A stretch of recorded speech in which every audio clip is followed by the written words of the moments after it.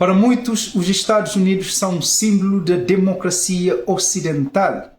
Mas a realidade é que o intento dos pais fundadores nunca foi que a América fosse uma democracia. E é isto que veremos através deste vídeo. Sejam bem-vindos à terceira série da Constituição norte-americana. Os pais fundadores oporam a democracia. Não há nenhuma referência sobre a democracia na Constituição norte-americana.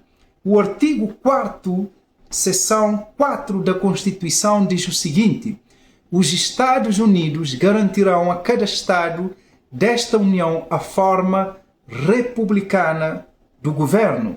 A república é a forma do governo mencionada na Constituição. Pelo contrário, os pais fundadores oporam a democracia. Temos, por exemplo, o chamado pai da Constituição norte-americana, James Madison. Ele disse o seguinte sobre a democracia: as democracias sempre foram um palco de turbulência e contenda. Sempre se mostram incompatíveis com a segurança pessoal ou com os direitos de propriedade. O outro founding father, Alexander Hamilton, ele disse o seguinte: somos uma república. A liberdade nunca se encontra no despotismo nem no extremismo da democracia. Hoje em dia, faz-se uma confusão entre essas duas formas de governo. Mas nos dias dos founding fathers, os pais fundadores, eles fizeram uma clara distinção entre esses dois modelos de governo. A democracia, eles achavam, de uma forma bem simples, que era o governo da maioria. Pelo contrário, a república, como definido na Constituição, há certas limitações sobre a maioria, sobre o que a maioria pode fazer. Na república impera a lei, não a vontade popular ou da maioria. E um grande exemplo disso, uma prova disso, é o sistema eleitoral delineado na Constituição norte-americana. Por exemplo, somente os representantes são eleitos democraticamente, pela voz da maioria. Como falamos no último vídeo, o Congresso dos Estados Unidos é bicameral. É composto por duas câmaras, o Senado e a Câmara dos Representantes. Então, o único que é eleito de forma pela voz da maioria são os representantes que representam o povo. O presidente e o Senado não são eleitos, não foram, pelo menos para serem eleitos pela voz da maioria ou da forma democrática. Os pais fundadores criaram o que nós chamamos de colégio eleitoral.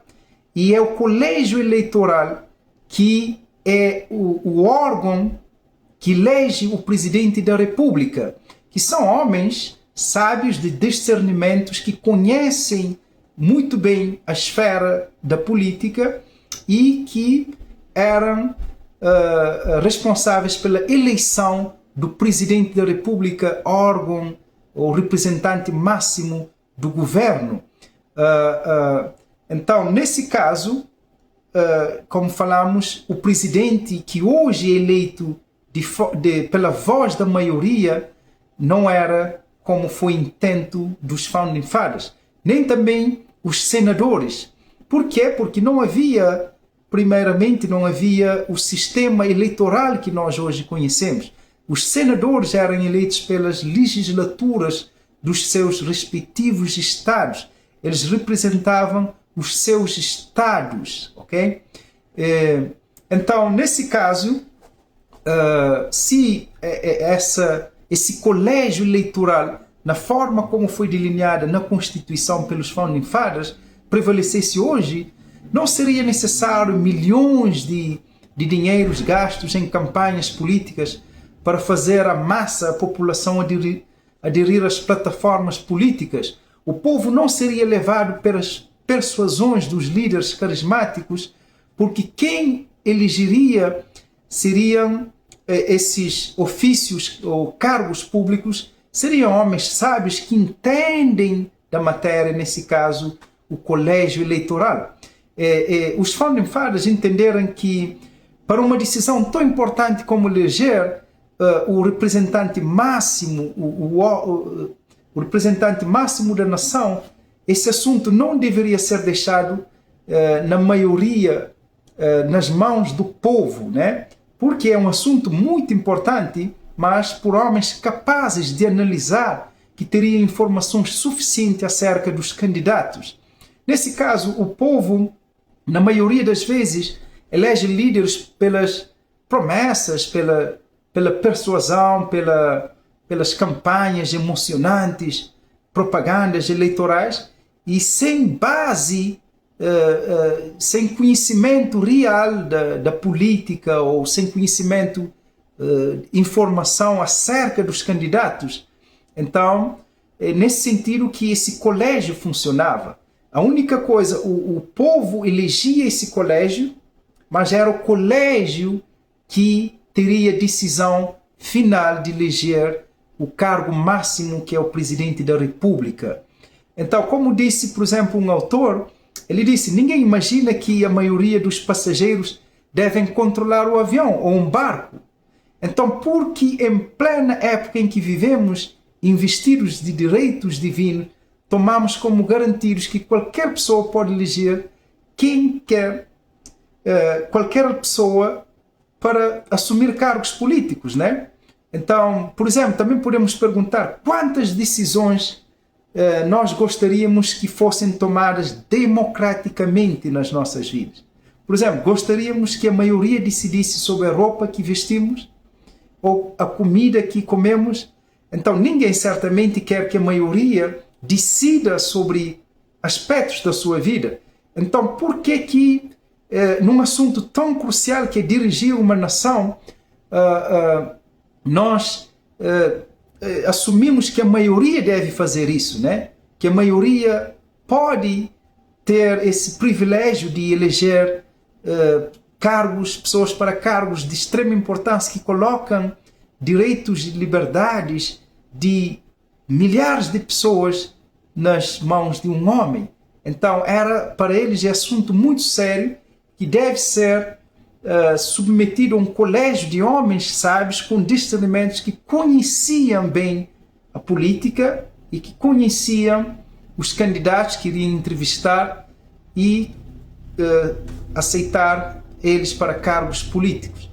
Então, nesse caso, o colégio eleitoral tinha esse papel. Também devemos entender que não existia partidos políticos, ou pelo menos a Constituição não prevê a existência de partidos políticos, que hoje é considerado como crucial na democracia. Então, é isso que precisamos entender, que a América nunca foi pensada para ser democracia, mas sim uma forma de governo republicano.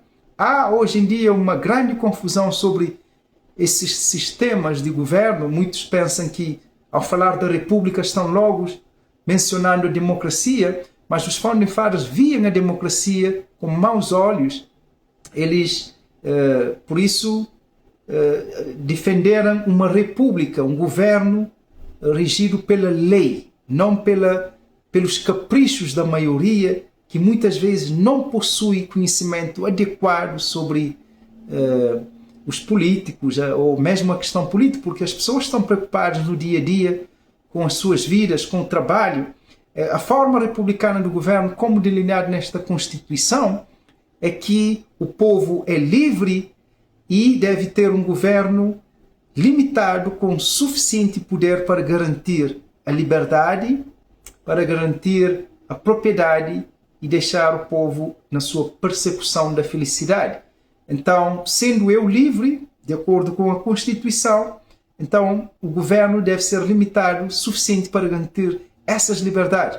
Então, há representantes que são eleitos, mas esse procedimento, esse sistema eleitoral, ele não concede total poder à maioria, mas a pessoas que conhecem a matéria. É como, por exemplo, um júri, né? Um júri que conhece a matéria e tem competências para eleger pessoas que podem, nesse caso, exercer funções políticas.